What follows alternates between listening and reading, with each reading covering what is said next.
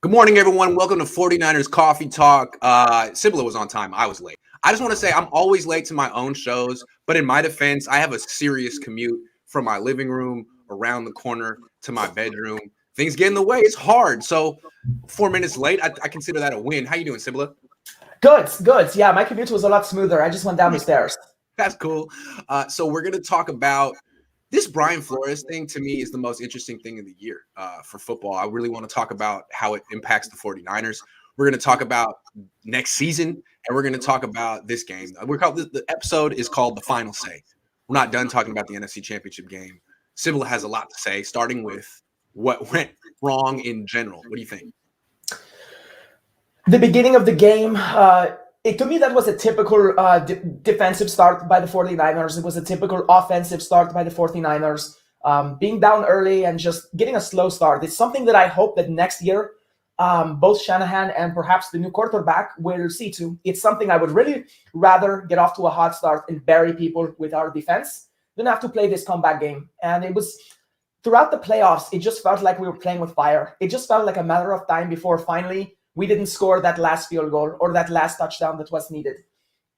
It was a tough game to watch. You know, that the miss with Jimmy Garoppolo to George Kittle set a really early tone. I did. That Kittle himself set in the previous game with his drop. Sure. But now you had him wide open, and I mean, he was stride for stride with the safety.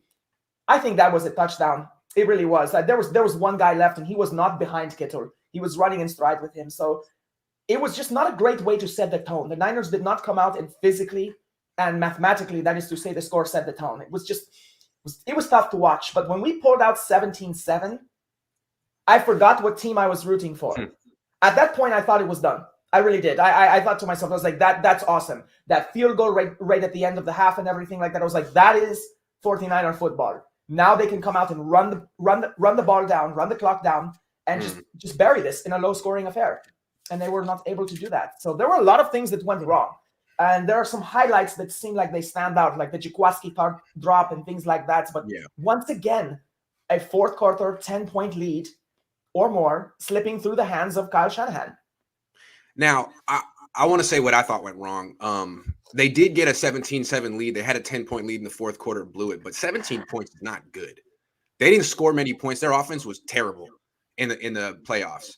And what I saw is like everyone was saying, just run the ball, do what you did in 2019, take the game out of Jimmy's hands. Well, defenses knew you're going to do that too. In the last two games in particular against the Rams and the Packers, those defenses sold out to stop the run in ways that we haven't seen teams do. And both teams shut down the Niners run game. I mean, the first play of the game was a carry to Deebo for no yards. Second play of the game was a carry to Deebo for 3 yards. That set the tone right there. They let you know that the Rams, who were soft, came to play, came to stop the run. And what did the Niners turn to? I mean, Kyle was still terrified of putting the game in Jimmy's hands, and they ended up with 17 points. They wouldn't take what the defense gave them. They kept running on first down, even though they were getting nowhere, instead of like trusting their quarterback. Turn down just a little bit. So yeah, I mean, if they had a quarterback they trusted, they have a quarterback they weren't worried about constantly throwing interceptions, they wouldn't have had play like this. But since everyone knew the Niners were afraid of Jimmy throwing picks, that's why they stopped scoring points. At first I kind of respected the 49ers' desire to stick to the run because it seems like every episode we talk about why didn't they stick to the run. Right. And it's something that we do critique them on a lot. And sometimes you need to die on your own sword, but you need to draw it in the first place. And so for the Niners to lose at their own game does not disturb me as much as the blatant misses and miscues and the clock management, the not taking a timeout before the 2-minute warning. These are things that as a middle school football player were just pounded into my head by every coach on the team, that there's a certain formula, there's a way you do clock management that was just completely absent in the championship game. It's not just the players who let down the 49ers. It's definitely the coaches as well. And yeah, the 49ers offense was anemic in these playoffs. Pathetic is actually another word. I just want to say one more thing about the run game in particular. It seems to me that the Niners wanted to run the ball and post their will in the run game, even when defenses knew it was coming. And it worked 2 years ago. But this year it didn't work. And I've been saying for the last 2 months, if everyone knows you want to run the ball, you need to do 11-on-11 football. 10-on-11 football isn't going to get it done. And Jimmy Garoppolo is out there to essentially hand off. if Trey Lance were in the game and you had the same exact play calling sequence on first down with all those runs, I just think those runs would do better because it's 11 on 11 instead of 10 on 11. It's math. So I think that this was predictable, this ending, catching up to the 49ers. You can't play offense like that and win a Super Bowl. You can't try to totally minimize your quarterback. You can't. He can't just be That's a how handoff. they got to the Super Bowl last year, and it came back to bite, or in 2019, and it came back to bite them, of course, in the fourth quarter. Again, it's the Rams are, to be honest with you, this is the easiest matchup of the season for the Niners. Is playing the Rams. That this should not have given them difficulty at all. They dominate this team. They are more physical than this team. With the exception of Cooper Kupp and OBJ, they have better skill position players than this team. I mean, the running backs on our team are better. Deebo Samuel equates for their entire backfield and more. Stafford didn't play that well. He made attempts to give this game back to the 49ers defense. And I'm not just talking about the Jaquiski Tartt drop. I have to say I've never seen a drop worse in my life. We're gonna talk about that in a minute. But the at interception the same time, it's how they got there in the first place. That's the difficulty of this game. Do you think Brandon Aiyuk was in the doghouse because he wanted Trey to start rather than Jimmy? Because Brandon Aiyuk and Trey looked like they built a good chemistry in the offseason. I think that's probably part of it. I think that Aiyuk was more in Jimmy's doghouse than Kyle. When I watched the film, I thought I saw Kyle calling plays for Aiyuk and Jimmy just not throwing him the ball. They had an issue in preseason linking up, and there were interceptions. And it seemed like Jimmy's camp was blaming Aiyuk for running the wrong route. And it seemed like Aiyuk was doing a lot of jumping up and hopping, showing up Jimmy, which is not really okay for a 23-year-old to do to the franchise quarterback. So I think it was a little bit of that. But again, it was never communicated. I think that's a fair assessment. I don't think he was in Kyle Shanahan's doghouse. That's for certain. Just because I mean, Kyle Shanahan, this is a guy whose entire career so far is defined by choking. He will use what he has to win at this point. Yes. I don't think Kyle's ego is bigger than wanting to win. Jimmy, it's definitely very possible, but Brandon Aiyuk had up and down on his season. It's interesting how he goes from one week to the next. That's the part I can't figure is why anyone would eliminate, even Jimmy, why anyone would eliminate their weapons. I know. It's weird. In the postseason going to the Super Bowl. So I'd like to think that this had nothing to do with it, but it's really hard to explain why he's not used more. I think it's a Jimmy thing. I feel like Jimmy Garoppolo, first, he knew that if he threw picks, he was trying to not throw picks all year. That's what it is. I don't think it's doghouse. I think it's him on the bench. Fear. Interceptions were going to put him on the bench. He had Trey Lance breathing down his neck, and he, for whatever reason, the connection wasn't working with Trey Lance, with Brandon Aiyuk in preseason. He shut him down, and that led to it didn't lead to a 3-5 start, but it contributed to a 3-5 start, and they had to scrap that and get him involved in the offense. He ended up with a quarterback rating of 118 when targeted, highest on the team. So that was silly. Look, when Brandon Aiyuk plays with Lance next year, I expect Aiyuk to be involved in the offense the entire time because Aiyuk likes to throw the ball outside the numbers and down the field. Jimmy doesn't even look there. He doesn't even look there half the time. That's the problem. He's very predictable. It's really easy as a safety to read him. The reason that they don't get more interceptions against him is because of his quick release. It's literally because he's not even making competitive throws to begin with. And that's really what actually pads his stats, if you will. There was a play in the third quarter, the Niners, where Jimmy Garoppolo drops back and throws to Elijah Mitchell for like 12 yards. And I think it's here.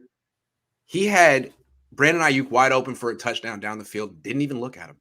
He just the announcers thought that as well. It wasn't a check down. It was like, I'm throwing to Elijah Mitchell. It's like, dude, go to your next team. I'm tired of seeing people wide open down the field and you don't even look at them. It happens multiple times a game. Tired of that. Even back to the Packers game, the George Kittle, where he became the defensive back and the interception was there, he had him wide open for a long time. And by the time he chose to throw it, he was like, wait a minute, get closer, and then he throws. And that's such a Jimmy thing to do.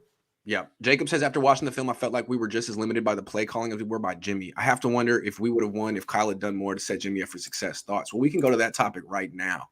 Well, how about like this? That's prevalent in the fourth quarter. I think that's a great point in the fourth quarter. Yeah, absolutely. Fourth quarter, Deebo Samuel. Let's go to the fourth quarter right now. I got my notebook where I take extensive notes. All right, run us through this. Fourth quarter, Niners get the ball at 13:30. Third play is 2nd and 10 from the 35. Garoppolo drops back, hits Samuel for 12 yards and a first down, and he never gets the ball again. Never targeted, never gets a handoff ever again. That's about more than 10 minutes in the fourth quarter. What the hell happened? What'd you think? So when you think of how easy and logical it would be to say, let's turn the ball over to Deebo Samuel, every fan, every announcer, the other team, they all know the game is about him. You would think to yourself, okay, something must have happened. The defense locked him down. They double covered him. They sold out. And like, no, they did not take him out of the game. Kyle Shanahan did. Yes. They had no answer for him. And like in Raheem Mostert in the Super Bowl, the Chiefs had no answer for him. Kyle Shanahan spontaneously decides, you know what? I'm going to take the ball out of the one guy they have no answer to and end the game. Yeah. It's like he has a phobia of winning or something. I agree. It's totally self-destructive. Deebo Samuel is the reason you're as far as you are. Can you take your ego out of it and just let him continue to drag this team as far as he can? Like what you did in Chicago, I was there. The season was about to be over. You were losing at halftime to Chicago. And then there was like a 3rd and 27, and you had the bright idea. Why don't, instead of just like handing off to Hasty and punting, why don't we just throw a screen to Deebo and see what happens? And he converted. 80-yard gain. So you couldn't have done that. Like, to me, I was watching the film yesterday with Jack, and what happened was the offensive line just got destroyed in the fourth quarter. Well, where were the screens to Deebo? That was your best play of the game, a 44-yard touchdown to Deebo where he made 5 guys miss. You couldn't try that again? You didn't do it one time, not once. That was impressive. It was pathetic the way the Rams were trying to tackle him. Yeah, that was classic Deebo. If you throw a screen to Deebo on the perimeter, the offensive line is not an issue. Also, none of the runs that Deebo Samuel tried in the game worked. They were scouted out. There was a 6-man front. They should have thrown 15 screens to Deebo in this game. It was open. I don't understand the lack of adaptability to this game. I don't know what Kyle Shanahan is thinking. I don't know what he will say as far as like, why would I take Deebo Samuel out? I mean, everyone can see the tape. There's no reason. It's not like they could have stopped the screen. It's not like they can. I mean, Jalen Ramsey occasionally could one-on-one with him, but not every time. As I've always said, good offense beats good defense. You never win as a defense. That's why there's points on the board. As a defender, you know you get beat. And why not give Deebo Samuel a chance to win this game? And the other thing is, too, it's like, especially on the final drive, these passes behind the line of scrimmage, these short passes underneath and things like that, the Rams were more than happy to allow us to take those passes underneath, and we still did not make them. The thing, though, like with Deebo only getting 1 touch in the fourth quarter, I try to use like a basketball analogy here. In an elimination game, for your season to end because you couldn't get the ball to Deebo more than once in the final quarter when you had a 10-point lead, it's like the Warriors being eliminated in Game 7 of a playoff series, and Curry gets 1 shot in the fourth quarter. How did that happen? You can't let that happen. You can't let your season go down without your best player getting a say. That's what happened. Who was it? Was it Richard Sherman that says ride with who you got? I mean, that's the point. It's like this is the team. And the thing is, I said it in the middle of the season. I did not think the 49ers were a Super Bowl team then. In the playoffs, I did not think they were a Super Bowl contender. What I thought is that they were a Deebo Samuel team with a great defense. And they don't have the quarterback. They don't have the offensive line. But they do have Deebo Samuel. And I think they were riding a dream. And I hate to say this, but like George Kittle, I don't think Deebo's going to be better next year. How can he be? How can he eclipse this year? The other thing is, defenses are going to basically say, beat us with someone else. Deebo's going to be one-on-one. It's going to come down to how good he is rather than how they can scheme him. The scheming is going to be gone. Sybilla, can I make you cry real quick? How many touches do you think Deebo Samuel got in the fourth quarter of the Super Bowl? I don't recall, to be honest with you. Take a guess. 3? None. Zero. Yeah. 0 touches in the fourth quarter of the Super Bowl. 1 touch in the fourth quarter of the NFC Championship game. I was over here for months praising Kyle Shanahan, saying, this is a new Kyle. Kyle 2.0. He's grown. He will not squander a lead in an elimination game. If he has a lead, he's going to feed Deebo Samuel until they win. And if he had this growth 2 years ago, they would have won the Super Bowl. And again, he loses the same way.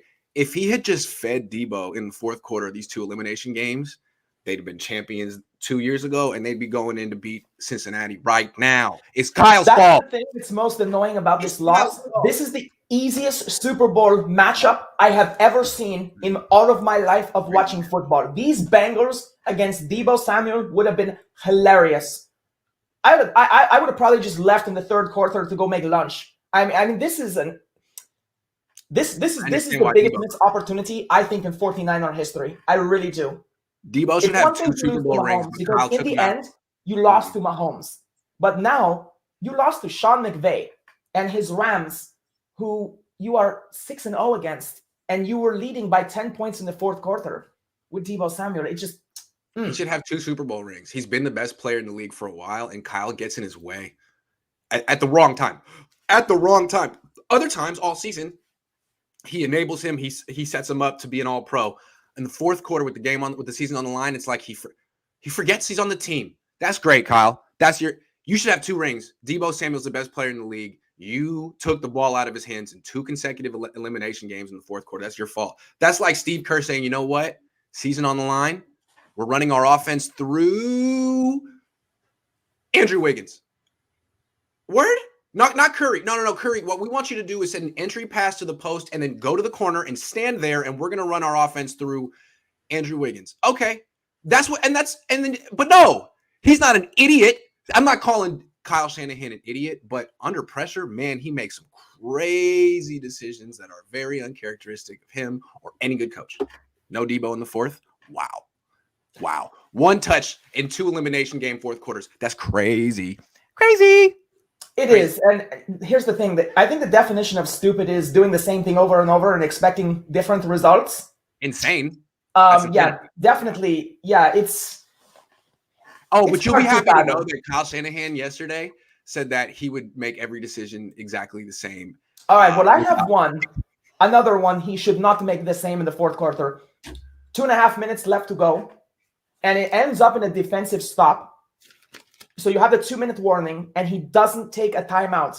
So they give the Rams 32 seconds. That's the hypey ambassador says new season, new intro. Grant current one hella loud. That intro is obnoxious, and it's got to stay. Taking the ball out of Deebo's hands and trying to make an injured Jimmy Garoppolo the hero right before Black History Month too. Things that make you go, man, I hadn't thought about that. But I don't understand why they let Deebo be the hero of this game. He was the hero of the season. Why can't he be the hero of the game? They really wanted Jimmy to be the hero. Is it the same thing in the Super Bowl? We got to make Jimmy the Super Bowl MVP. Oh, but you didn't. He's not equipped. I don't get that. I don't know if it's a race thing, but I don't get it. Do you think Mike McDaniel should avoid getting the Dolphins head coaching job now that with what's come out? Yes. We're going to talk about that. Yes. Voice ad agency says, first off, Grant, you get too many shout outs. So shout out to Sybilla and thanks to your amazing. Thank you. I appreciate that. We talked about Jimmy Garoppolo 300-yard games. Jimmy Garoppolo wouldn't have as many 200-yard games without Deebo long runs. Man. Yeah, the Yak Bros. I mean, it's Aiyuk, it's Kittle, it's Deebo, it's Mitchell. They do pad his stats. Imagine if you did not have those 4 players on this team and he was passing to Marquise Goodwin and a bunch of backups and things. Jimmy would not have many 200-yard games, I fear. I did the numbers midway through the season, but I'm sure anyone out there that wants to do math, look up Jimmy Garoppolo's numbers in games that Deebo plays and numbers in games that Deebo doesn't play. And I think his career rating with Deebo is around 100 and his career rating without Deebo is around 90. That's a fairly significant split from one player. Absolutely. Hey, his agent should know that too, use that against the Niners in the negotiations, man. That's your value. Hard for me to blame Kyle too much in the 2 seasons where the team was healthy, NFC Championship and Super Bowl. And that's with Jimmy. I think there's probably 26 NFL teams that would take Shan over their current coach. It's true. We're not saying he's bad. He's an enigma. But the thing that's, to me, not upsetting, but troubling is no matter how good he coaches, how well he coaches, how good the team is, how healthy the team is, how far they get, you still got to wonder if he's going to ruin everything with 3 bad decisions down the stretch, right? He's done it 3 times in his life. He's not even 45. So I absolutely agree. It's one of those things where you're damned if you do, damned if you don't. There's no reason to let him walk. There's no reason to trade him. But I remind people, he has the 2 most humiliating defeats in Super Bowl history. Yes. He's got the biggest lead blown against Tom Brady. I guess we can write that off. But it was a huge lead. Yes. It was 25 points. He did the same thing He had Devontae Freeman in the backfield and canned him. Then in our tenure, his tenure with us, we all know that I believe that at that point in the fourth quarter in NFL history, I think there were 152 prior attempts to win a game with that lead, with that much time left, and the teams were 152-0. Oh man. Now they're 152-1. So I don't know how many other coaches coach those games, but the bottom line is those are some bad statistics. And it's one of those things where we got there, like you say, because of Kyle Shanahan and this team. But then he takes us right out of it with not relying on his team. And it's just so frustrating. Yeah, it's very frustrating. And it's to me, everyone on the team was like, what a great season. We exceeded expectations. I'd be bitter because I feel like this season shouldn't have ended here. It ended because of, once again, Kyle Shanahan made some erratic decisions in the fourth, and we lost a game we should have won. I would have a very absolutely, and that's why it's not going to be pinned on the individual play of anyone on this team. I mean, Jimmy Garoppolo to me is the biggest culprit as far as low performance on this team, but it comes down again, yes, the coaching, and it was so what happens if you take Deebo out of the picture. A play call here and a play call there. It's a philosophy of taking the ball away from Deebo, putting the ball in Jimmy's injured shoulder and injured hand, and not even managing the clock, not even knowing when to use your timeouts. That's called choking because Kyle Shanahan knows better. He's better trained. His father taught him better. He's been around Super Bowl squads and Shannon Sharp and all those guys. He doesn't do stuff like that in October, November. It's only when it's really what they call nut crunching time. Sheep NL says, I wish you could ask Kyle Shanahan how Deebo had one touch in the fourth quarter. Yeah, I wish I was in LA too, but I had COVID. I officially don't have COVID anymore, though. Passed the test last night. But now there's a new strain I heard, BA2. So I'm going to stay inside for the next 6 months. All right, let's talk about Jaquiski Tartt's drop because I haven't talked about it yet. That was bad. I mean, from my perspective, I don't know that it would have won the game, but it would have swung things. It would have given the Niners the momentum. And in slow motion, he took his eyes off the ball. Now, I'm just saying, I played outfield. I caught a lot of fly balls. Outfield isn't hard. If you drop a fly ball, everyone laughs at you. So you get kind of in the practice of watching the ball hit your hands and not taking your eyes off it.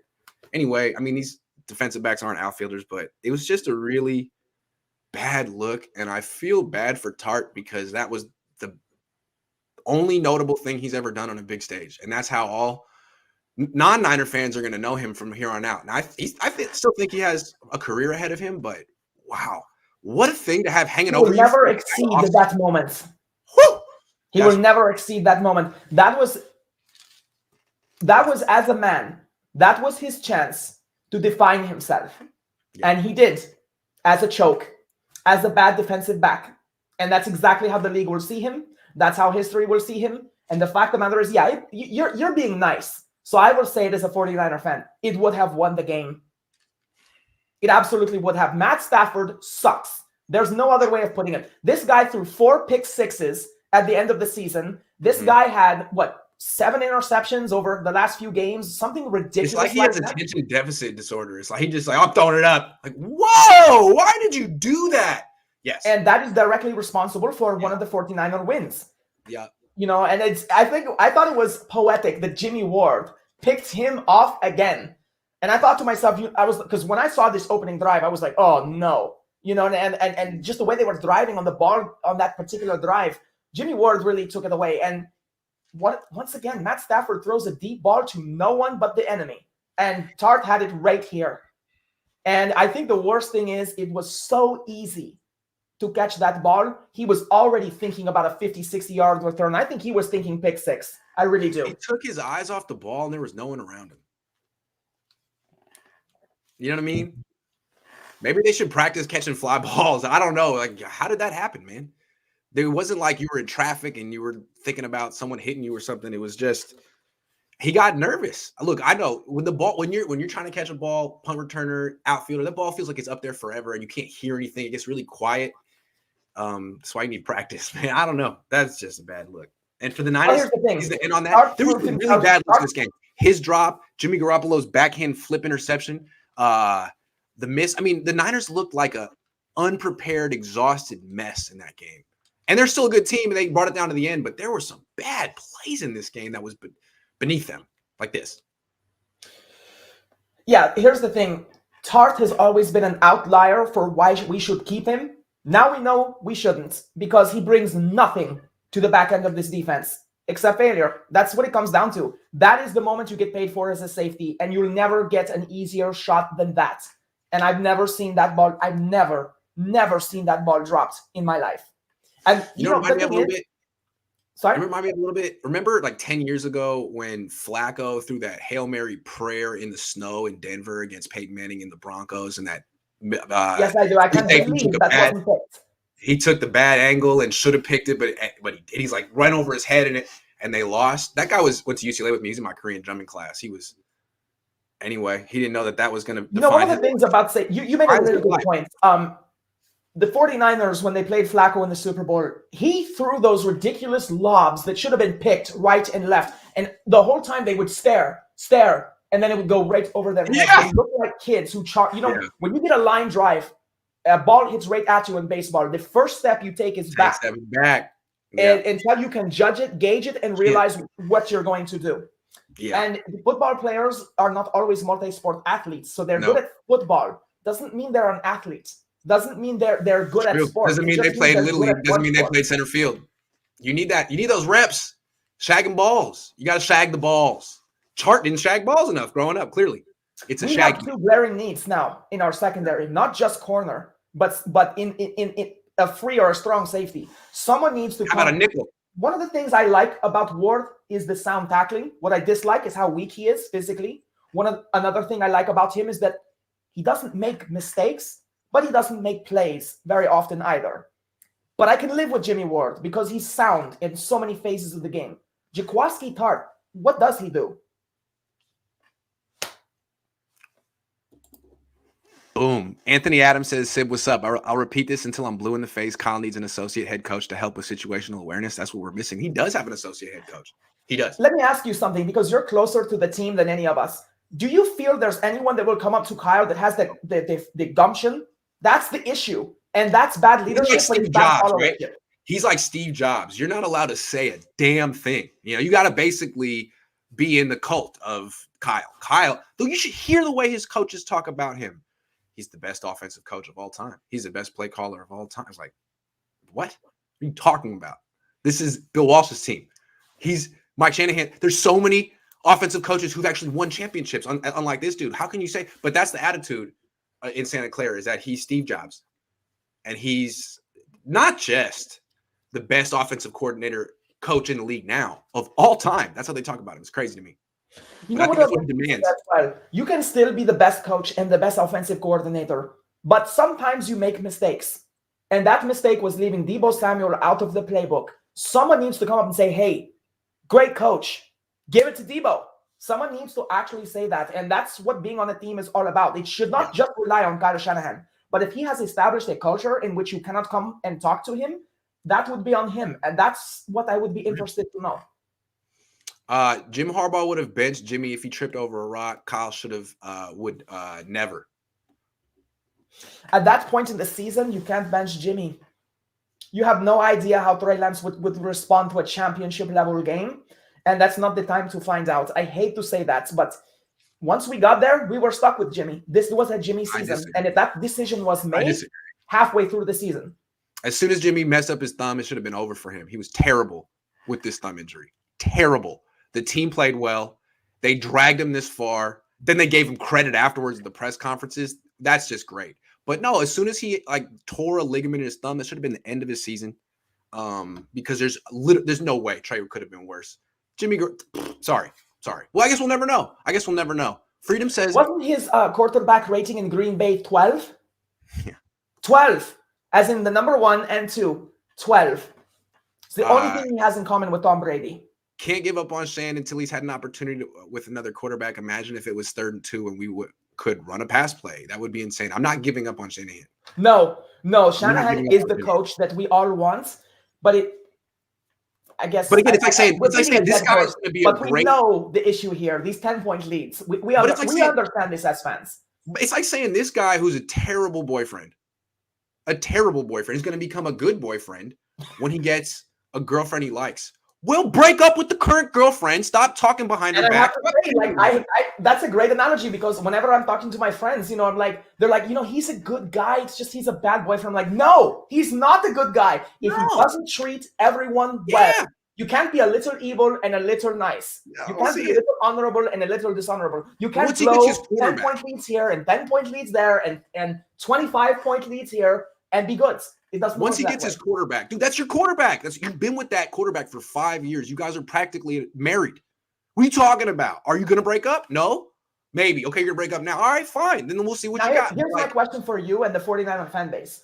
Are you satisfied with 2 winning seasons that result in a Super Bowl appearance and loss with a 10-point lead and a championship appearance against a team you were 6-0 against and lost with a 10-point lead, both in the fourth quarter? Do you measure this as a successful coach?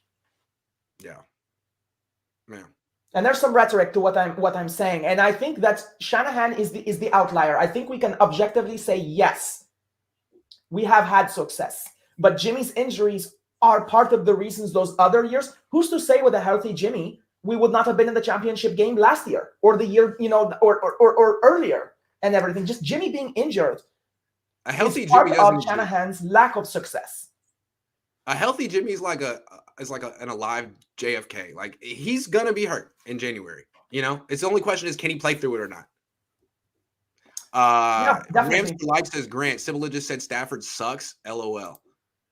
She did say it. I mean, yeah, I did. I'll say it again. I actually think he's a top 10 quarterback, but what Sybilla says, like, he's a lot like Jimmy Garoppolo, except with a good skill set. He's like a Jimmy with a hell of an arm, because his decision making is like, dude, what the hell was that? So being said, though, he's really, really gifted in ways that Jimmy isn't. I'll say that. Give him a run game. If he won the Niners, don't get me wrong. And if we had Stafford, we would have won that game because he would be throwing the ball to Deebo. But the issue is, you wouldn't be saying anything right now if Jaquiski Tartt wasn't a choke. That's right. That's true. So, that's true. Grant, how come none of the media people had the balls to ask Kyle what he is going to do as a coach to address his pattern in the fourth quarter? Actually, shout out to Jake Hutchinson did yesterday on the conference call. It's on my YouTube channel. You can see a bunch of people asking about 3 brutal losses in the playoffs, your fourth down decisions, your fourth quarter play. It was all asked yesterday, and Kyle doubled down as he always did and said, with hindsight, sure, I would make different decisions, but without the benefit of hindsight, I would make every single decision the same way again, which is him. Hey, that's an honest answer. I have no doubts that if he has another 10-point lead in the fourth quarter, he'll do the same thing. That's why he keeps doing this 3 times. That's why it's like he can't possibly do it again. Yes, because he never actually acknowledges that anything he did was his fault. That's what I meant, Sib. Kyle needs a no man. No, he does, and he's never going to have that because his dad wasn't a no man. I appreciate that comment. Yep. If his dad is an enabler, why would he bring in someone? I mean, he couldn't even get it from his dad. Who's going to – I'm just saying. Probably something he doesn't think he knows. This comment I appreciate, but let me just give you a question, Creative Fugitives. I assume you're talking about Greg Roman. Look what he did to Kaepernick, and then kind of look at Trey Lance as a Kaepernick plus a more of an arm, which is saying a lot because Kaepernick could throw a 94-mile-an-hour fastball in high school. But I feel like Trey Lance has a bigger gun, if that makes sense. But the point is, he kind of pocketed and destroyed Kaepernick, and look at what Lamar Jackson went through. I said it. These runs up the middle, he's going to break an ankle eventually. I'm not a fan of Giro. Not a fan. No, I think Lamar Jackson is so great, but Greg Roman brings him down. Yeah, I agree. All right, let's talk about Kyle Shanahan. They don't like this situation right now. Let's talk about the 49ers. Let's talk about Kyle Shanahan's play calling on the final 3 drives. I'm not done with him yet. And it's not just that he didn't get the ball to Deebo. I mean, it's just – can we go through it? Yes, let's do it. Let's go play by play. Yes. Okay. Hold on. Besides, the fans were asking us to do a play by play with me the whole season. So we will end on that note. All right. So the Niners get the ball first possession in the fourth quarter, 13:30 left. They're up 3. First throw is a check down to Elijah Mitchell for 21 yards. Great. Next play, pass to Aiyuk. That's the one that he one-hopped. That was the 10-foot throw that he one-hopped. Okay, pass. Third play. Pass. This is to Deebo Samuel. This is his last touch of the game, 12 yards. Next play, first and 10 from the 47, handoff to Elijah Mitchell, 9 yards. And this is where Kyle says the game got away from him. 2nd and 1 from the Rams 44. They hand off to Mitchell, and Trent Sherfield misses a block. My question is, why the hell is Trent Sherfield in the game? You know who wasn't in the game? Why the hell is he in the – you know who wasn't in the game on that play? Deebo. Why? Why did you have Trent Sherfield in there to make a key block? 2nd and 1. You could have just Also, done a you know that televises the play. To not have Deebo there and put Trent Sherfield in, the only time they run that package is on a handoff to Mitchell. So you could have just done a quarterback sneak there. If you get a first down on 2nd and 1 there, I mean, you're in control of the game. You could do a quarterback sneak on 2nd. There's no rule against it. It means they would have at least gotten 3 points on that drive. Right. So, no, you hand off to Mitchell, and you take Deebo off the field. You ask Trent Sherfield to make a block. He doesn't, and lose a yard. 3rd and 2, you call this ridiculous carry for Kyle Juszczyk, who's not particularly good on short yardage. He gets nothing. And then you punt on 4th and 2 in Rams territory. 3 times inside the 45, I believe they punted. One of them, they had a delay of game, I think, and that made it more than the 45, but it started there. No touches for Deebo on this. He wasn't on the field on 3rd and 2 either. Yeah. What the hell is that? By the way, did you see the win percentage? If you punt three times from inside the 45, do you know the win percentage is? No. 6. Wow. Okay, so we're not done. So that's what the win probability rates for those plays are. Wow. Okay, so we're not done. That's the first possession. Then the next one, Jaquiski Tartt drops the pick. The Rams drive down just for a field goal, though. Just for a field goal. It is 17-17 when the Niners get the ball. You forget this. Everyone thinks it ended when Tartt dropped the pick. No. Game's still alive, 17-7. You could have ended the game, sure, but the game's still alive. You can also look at that another way. Tartt's drop was a pass defense. Yes. So it's still an incomplete pass. Right. 6:49, Niners get the ball back, okay? 1st and 10, 25. 1st and 10, the Niners 25. What do? Pass. This is a throw to Kittle. Jimmy gets hit, incomplete. 2nd and 10. Delay of game. How? They had 3 timeouts. They're on their 25. How do you not call a timeout there? How do you take that penalty? How? That's Kyle. They were playing the attrition game in reverse because by taking that delay of game, I'm always thinking about playing for the punt. And the more of those penalties you take, it just makes it easier for Stafford to score. So here's my point. This is their second possession. It's 6:49 left. It's tied. They go pass, delay a game, pass incomplete, dropped interception. That's the one from Ramsey on the sideline. Then pass to Benjamin that's dropped. How do you go 3 straight passes on a tie game with 6:49 left when your whole team, your whole season has been about running the ball? How do you do that? Also, not one throw to Deebo. You got Kittle, Aiyuk, Travis, Benjamin. You threw. Why? What the hell is that? You're not. Imagine this headline: season ends and is put on the shoulders of Travis Benjamin. Yeah. So it's really weird. Yeah, that one was really strange to me. And also, I wanted 2 screen passes to Deebo on that drive. Literally, just to eat up clock. Because I was looking at 6:49. I was like, if they get the ball back even deep in their own territory, they could take this down to 2 minutes easily. Hold on. I'm not even done yet, though. So they get the ball one more time. 1:46. That's a lot of time. 1:46 left. Especially with timeouts. They're down 3. Okay? First play, a pass to Hasty. Knockdown. Second play, a pass to Jennings for -3 yards. Last play is a backhanded flip to Hasty that gets intercepted. Where the hell is Deebo? 2 to Hasty and 1 to Jennings. Where's Kittle? Where's Aiyuk? There are more questions than just Deebo. I'm sorry, man. That's terrible. So I will say this objectively. I have rarely seen a team implode quite like that. Yeah, it's only Kyle's teams that do it. Sorry. Yeah. Those were terrible play calls. The biggest thing that really gets to me is with 1:42 and all 3 timeouts, I would have been okay with a first down run because I think it would have gotten some yardage. I think they would have surprised them. I don't think their defense matches up with our physicality.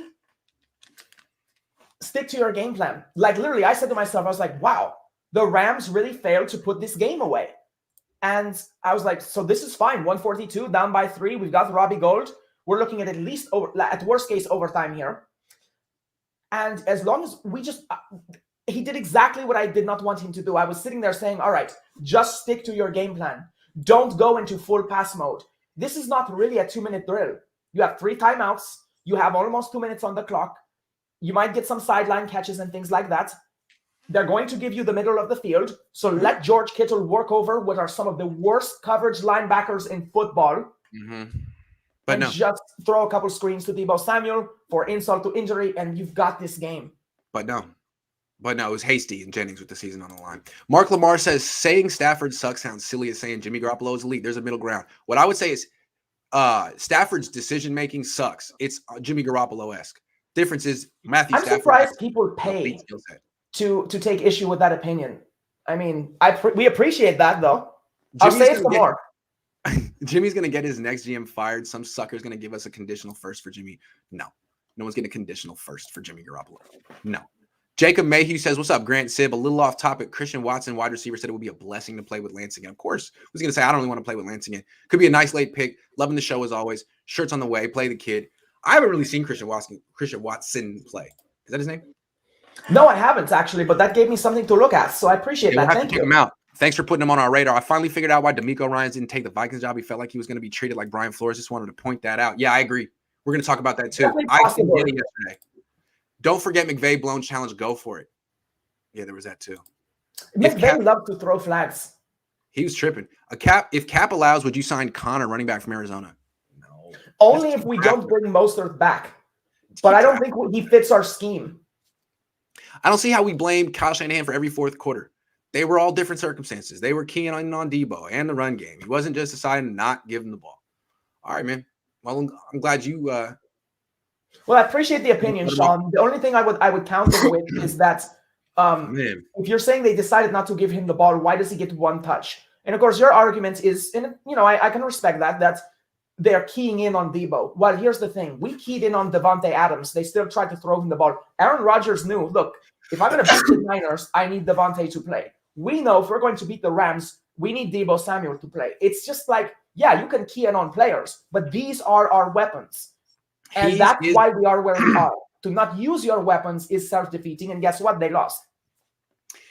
He's the common denominator in three of the most epic fourth quarter collapses of the past 5 years. And he bandages the wound that is Jimmy Garoppolo. They're all different circumstances, yeah, but he was the common denominator. And if you want to let him off the hook, then he's probably going to do it a fourth time. That's the problem. In the Super Bowl, in that loss, Raheem Mostert was healthy and had 2nd and 5 after a 5-yard carry. So to me, Raheem Mostert did not get the touches he should have gotten in the fourth quarter either. You know what I mean? Yeah, but the problem with Kyle is not just him, but this whole group is echo chamber around him saying, it's not your fault, Kyle. You're great, Kyle. It's not your fault. No, it's your fault, Kyle. No one's saying fire you, but the fans, the team, everyone needs to remind him that these are your mistakes. This is your fault. Don't let it happen a fourth time.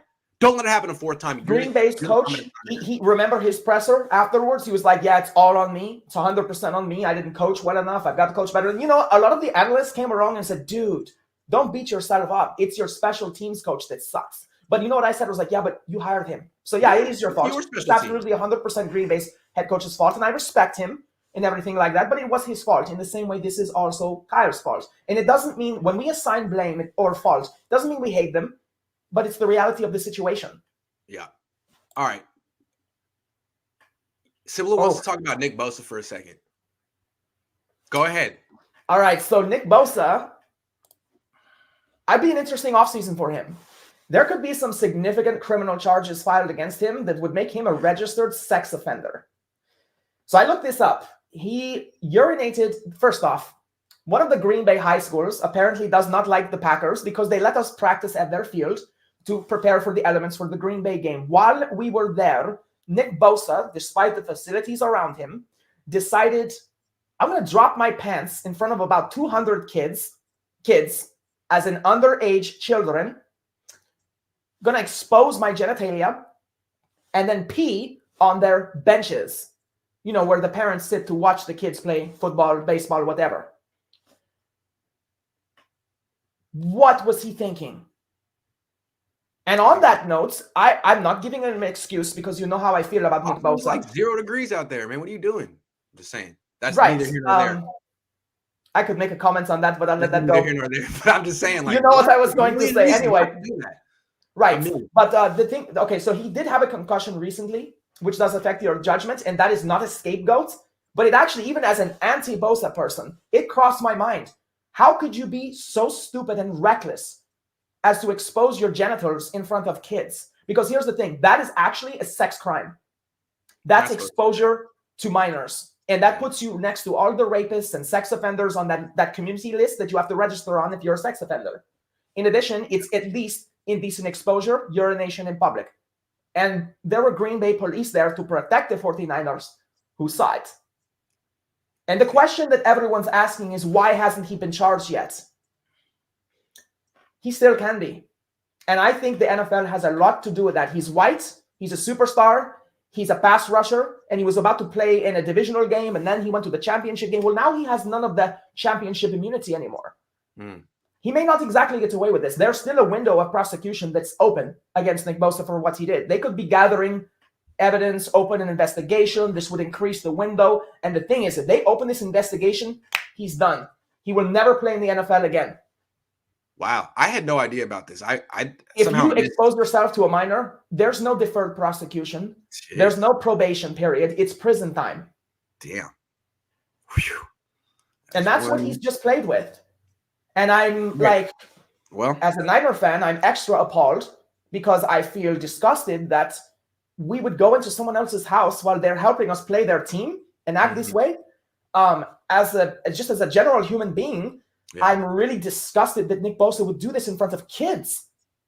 Yeah. That's our team. That's the San Francisco 49ers.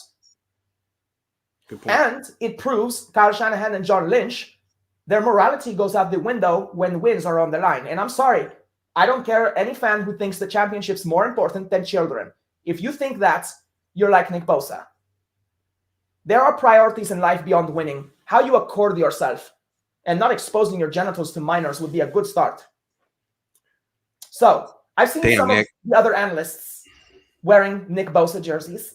I've seen some of my sisters and brothers wearing Bosa jerseys. Stop it. All right. I challenge you. Have some morality. Right. I promise I will not wear a Nick Bosa jersey. I can pledge that. I can promise you will never wear a 49ers jersey. He blocked me on Twitter before he even got drafted by the Niners, and I'm proud. Bosa blocked you? Yeah. I was putting out videos about how just his strengths and weaknesses. Honestly, I put out a video. Here's what he does well as a prospect. And then I put out a video. Here's what he doesn't do well as a prospect. And that was back when everyone said he's the greatest prospect of all time. There's nothing he doesn't do well. And he's a great player. He didn't like the criticism at all. So he just blocked me. I'm really surprised because, it's something that Jack Hammer makes a good point on. I heard Rob talk about it as well. I done some other sets with like Wayne and Crystal and people like that. And they've all made the same point. You can't change the player Nick Bosa is because that's how he gets home. But like Jack highlighted several times, it's easy to push in the run game. It's easy to push him around the lane because it is high motor and high pursuit. Mm-hmm. That is his weakness, but that doesn't mean that he's a weak player. His sacks would beg to differ.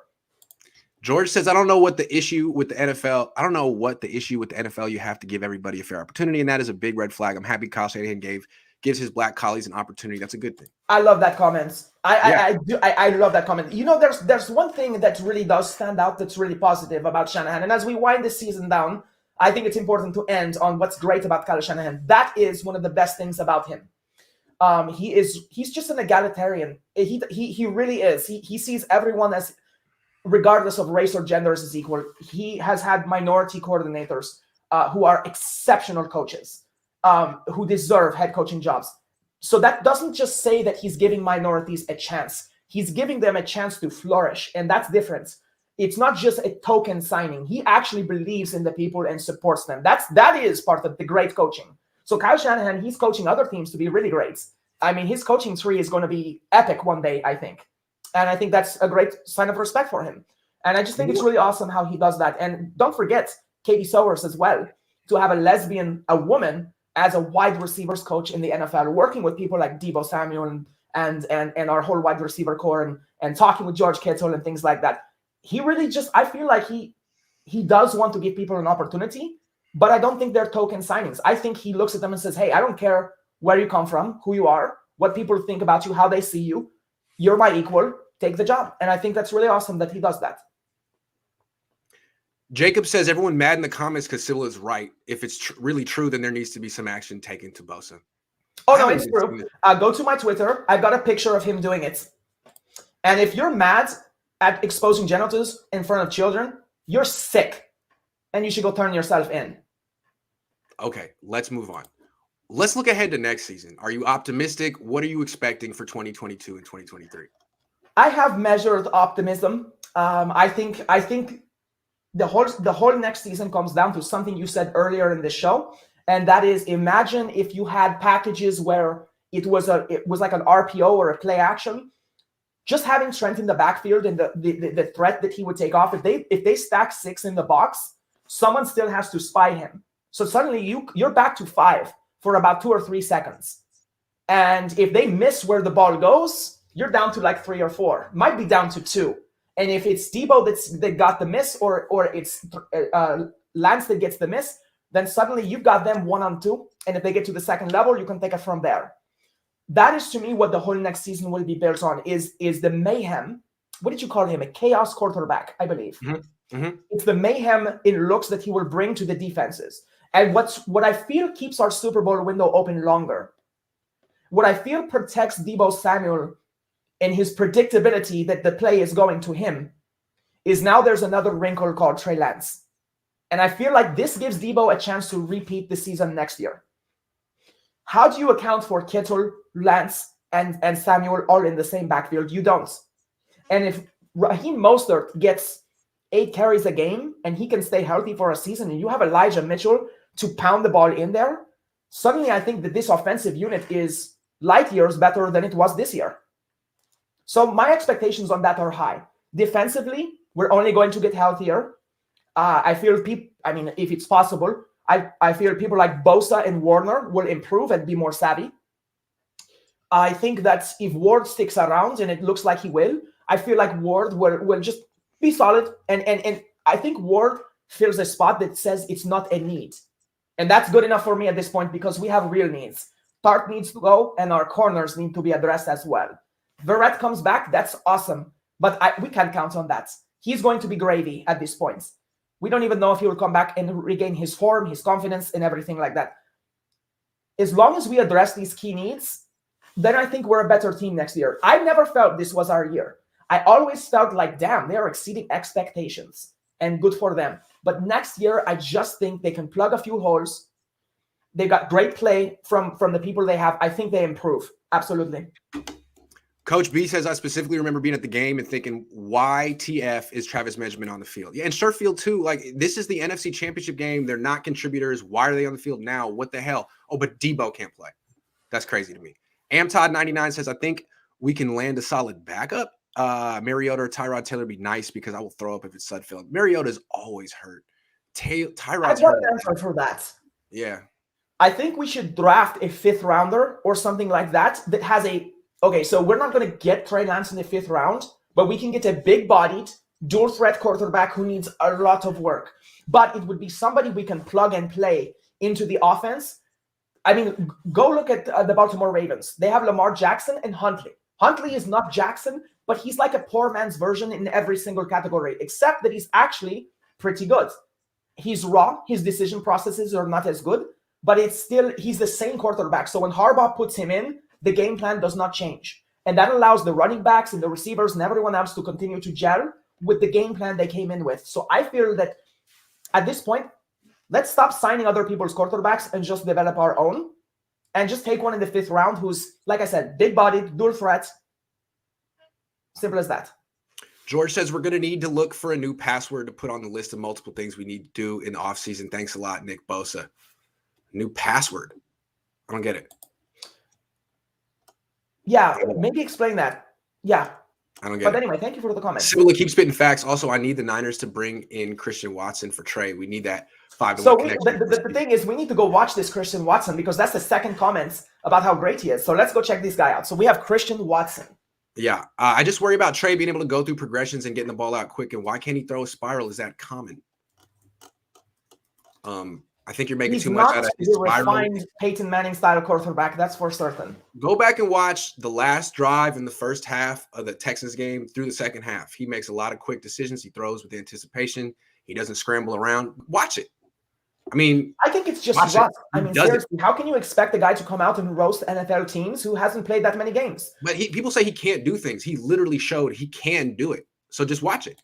All right, I have a couple things. I think people key in on his initial drives, and they think that defines him. But I think it's just a matter of him getting into the zone. Like you said from what, the second half on?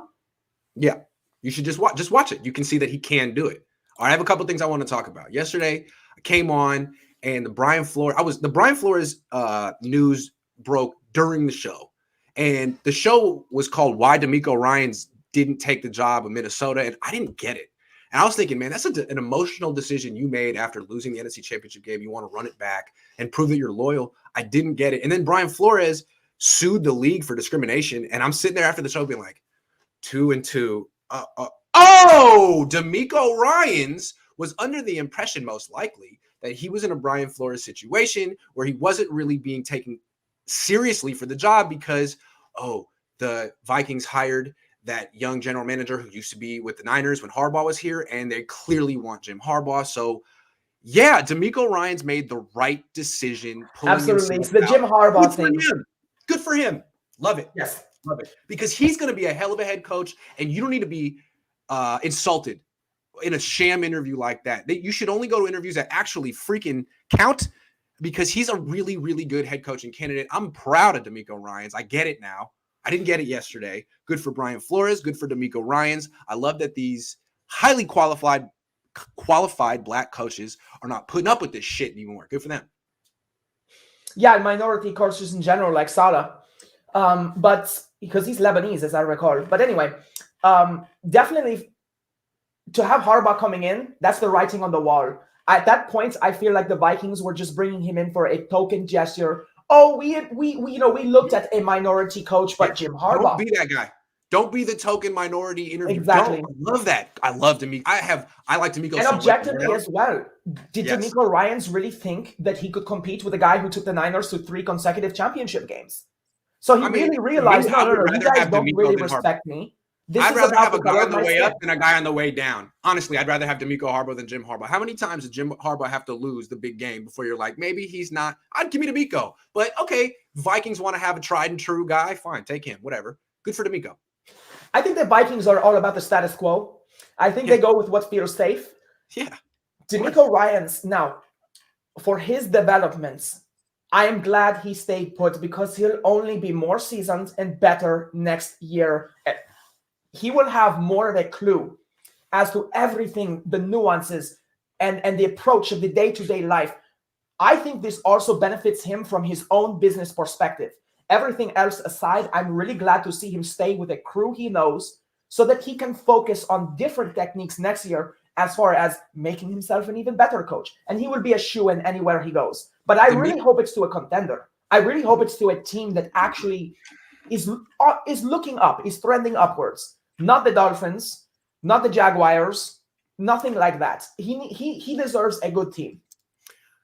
DeMeco Ryans would have been the best head coach the Vikings had since Denny Green.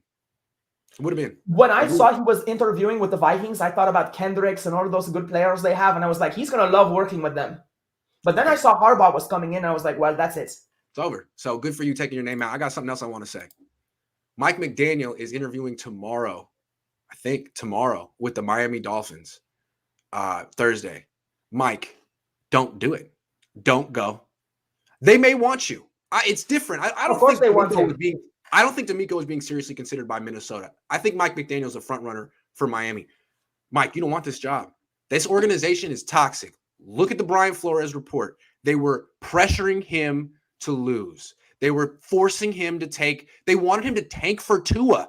He wouldn't do it. They were paying him extra under the table to tank. They got Tua anyway. He's not that good. And he got fired for not winning enough when they were pressuring him to lose. And they forced the wrong quarter. So here's what's going to happen if you go over there. You're going to be forced to work with Tua. If it doesn't work out, you're going to be fired. And it's going to be a black mark on your resume. The experience will not be good for your career. Don't do it. It's a mistake. Don't go. And the thing is, too, the Dolphins, they've got some good players there. They really do on both sides of the ball. It's just a dysfunctional organization. It's a historically dysfunctional people. It's like being put out to pasture. If you are put on the coaching staff in Miami, that means you're done. And it will ruin your career. And don't do it. The only thing that's attractive to Mike McDaniel with his scheming little Shanahan brain that he has, which I love, is that he'll look at all the first rounders they have and say, no. I can do that. Give me those first rounders and I will make you the 49ers. That's the only thing that I think could bait him into that, is how attractive the flexibility is. But also, I don't think politically it's a good idea for Mike McDaniel. You really want to go to an organization that has been really shown to, I mean, there's no logic to firing Brian Flores. It doesn't look good. It doesn't look good. And you don't want, as a white dude, to be going in there and replacing a good minority coach, because Flores should still be their head coach. There's a lot of reasons. Like McDaniel, you'll look bad, you'll look privileged, you'll look stupid, you'll end up in a bad situation. Don't do it. I have a source in Miami. Also, we love you in San Francisco, so please stay. I have a source in Miami. I asked about this. I said, what do you think of Mike McDaniel potentially going to the Dolphins? He said, run away from that job. Run. It's a clown show. And now the owner has stepped in it bad, and he'll be told, McDaniels, to work with the subpar quarterback, and he'll have a black mark on his coaching resume when he's fired in 3 years. You hear that, Mike? Run from the job. It's a clown show, according to my source in Miami. Nevertheless, go for your interviews, make them pay for dinner, enjoy the flight outs, take your girlfriend, wife, whatever, with you, and just have a good time in Miami. It's a great time of year to visit there. And Joe Stone Crab. Joe Stone Crab. Have you had Stone Crab before? I have not. Oh my God. So good. Okay, so it's a Miami specialty. What they do is it's only Miami. They go and they break off a claw. They don't kill the crab. It's sustainable. They break off a claw. They throw the crab back. It's just one claw. Just one claw, and the claw is super freaking expensive. It used to be what they call a cancer research institute, which is not what it sounds like, but cancer is in crabs. At the Marine Biology Institute in Paulsville, Washington. So yes, I know about this sustainability. I love it. 3 of these places. There's one in Miami. There's one in Chicago, which I went to a few months ago. Manager out there, and there's one in Vegas. So, dude, go to Joe Stone Crab. Now, it's like getting a filet mignon. It's pretty expensive, but hey, if you want to me, it's better than lobster. It's so good. Well, the claw is everything. I used to live in Washington State, so I used to crab for myself, and I would get Imperials and Red Rocks and Dungeness, and I cannot eat blue crabs here in Maryland. They're just they're not good. All right, I don't know about blue crabs, but stone crab. I don't have them. Grant, once burned Kyle because he played Deebo late in games and got him hurt or risked him getting hurt. Deebo already got shook once. That game he was not trying to save Deebo's health. Yeah, there's a difference between playing Deebo when you're winning by 25 points against the Jacksonville Jaguars in the fourth quarter and playing Deebo in a tie game, in an elimination game. I think I don't have to explain that to Jay. Jay Rico knows. But the other, like you said, I think the most important part of that is what good does it do to conserve his health and then lose the championship game? Because now you got a whole offseason to conserve his health. So if that was your goal, good job. Mission accomplished. George Larmy says, I meant new pass rusher next season because Nick Bosa effed up his career will be over, and now we have to look for a new stud. That man is sick. Well, I mean, I have no idea what the facts of this case are. We'll see. It'll probably play itself out, but I don't think we're there yet. It's interesting though. It is, but like I said, I mean, unfortunately for Nick Bosa, it's documented, and the police were there, and they were witnesses to it, and they attest to the fact that it happened. Yeah, everyone, just go read the articles. Okay. Keneal says also regarding Watson, I think it'd be helpful to have a player for Trey who's only 21 that's won with him before and believes in him fully. The Niners did that for Beathard. They brought in Kittle to make him comfortable. Worked out for Kittle, at least. Great. Do you agree that the new Niners have more talent than the old 49 Super Bowl teams and still couldn't get it done in 2013 and 2019? No, because quarterback matters, and the Niners don't have a Steve Young, Joe Montana level quarterback. That's why they haven't won. I wonder if Jonathan is referring to the roster talent, because if that's what he's saying, I think the Deebo Samuel 49ers have more roster talent than the Montana and Young 49ers. But still, those were some great teams, especially the 94 team. I agree with Keneal. It'd be good for Lance to have a guy he really knows and can trust. He's a really good receiver, especially if we can get him late. Yeah. See, I think that Lance is about to develop a lot of trust with Brandon Aiyuk. Aiyuk or Lance, I don't remember who they tweeted, I'll be working out with him in the offseason. So Aiyuk is smart. And this may lend credence to what you said, Grant, earlier when you said that he was in Jimmy's doghouse. Yeah. Because Brandon Ayuk's response to Jimmy being jettisoned is to go do his offseason workout with the new guy, which is, if you remember, Mohamed Sanu, he made that effort with Lance as well. He was like, I can't be Jimmy's boy. But if Jimmy gets benched, I'll be Trey Lance's boy. And that was a great career move that didn't pan out because of timing and injury. But I think Aiyuk is doing that. Yeah, and I just want to say, like, the Niners don't need a wide receiver right now. I mean, they could always draft a guy from depth in the 7th round, but they have their top 3 guys. Their top 3 guys are good. Juwan Jennings is a good receiver. Yeah, like I like him more than Kendrick Bourne by far because of the yak that he brings, the toughness and the health. I really like that about him. His catch he had a 3rd and 10 conversion in the 3rd quarter, I think, where he caught the ball 2 yards in front of the marker, got hit, got knocked backward, spun off, and powered forward to get 12 yards on 3rd and 10. That was one of the more impressive conversions I've seen. It was all him. Yes. Do you think McDaniel will be willing to give up 1st-round pick for Jimmy if he hired as head coach? I don't think that ownership group wants another quarterback coming in. Remember, they had Fitzpatrick, who was better than Tua, and got rid of him. They want Tua to work. So I've been, the way I look at it is I don't know. Even if McDaniel goes there, I don't know, and wants Jimmy, the owner could be like, yeah, but there's a significant chance that Jimmy's better than Tua, and we have to play Jimmy, and we want to play Tua. I also just don't think I think McDaniel is intimately familiar with the shortcomings of Jimmy Garoppolo, and I think he would be the last person to give a 1st-round pick for him. Good point. George Kittle, Deebo Samuel, and Brandon, are you need to start working out with Trey right away if they want to get the NFC Championship game? I think they will. I will. And thank you for the continued patronage as well. I mean, that's our fan of the show. Thanks, there. George. A lot of good people today, actually. But really appreciate the questions we got today. Yeah, and that's the end of the show. Thanks for watching, everyone. It was a long show today. It was good coffee talk. I finished my cup. No, I didn't. Anyway, I'll be back tonight with Jesse when we do 49ers After Dark. In the meantime, in between time, I'm not sure what I'm going to be doing. What are you going to be doing today, Sybilla? Well, let's see. I got my heavy leg day today. I'm going to do some what I call model setting, where I set my outfits for modeling tomorrow. And then I'm going to go see my girlfriend this evening. So she's a manager, and she is working a long day. So I'll be cooking dinner 2 nights. That's cool. I'm going to lay out my outfit. I always love my leg days. Like I eat so much food after I lift. So definitely. Nice. I'm going to go to the gym too. I want to say one last thing. It's my last set for the 49ers. I'm sure we'll come up with other things to talk about in the off season and everything. We have to invent something interesting to talk about. So, we'll be back together 11 years. I don't worry. There's always I am an idea machine, especially in the off season. Don't you worry. Yes. And that's actually how I found you in the first place was pre-draft and all that. But I just wanted to say thank you to the 49ers fan base, my fellow faithful. You guys have been very inspiring, and you've been very welcoming to me. And you treat me like one of your own, and I consider myself one of the faithful. So I do appreciate that. And this was a great year. I do think this year was a success because I think we exceeded expectations. And as painful as that loss is, as senseless as it feels, still proud of the team for where they got to. And I know a lot of us feel that way. So it was still a good year. And it was fun to share it with all of you from this perspective. You were a tremendous addition to the lineup. Thank you very much, Sybilla. Thanks for watching. I appreciate that. All right, we'll be back later.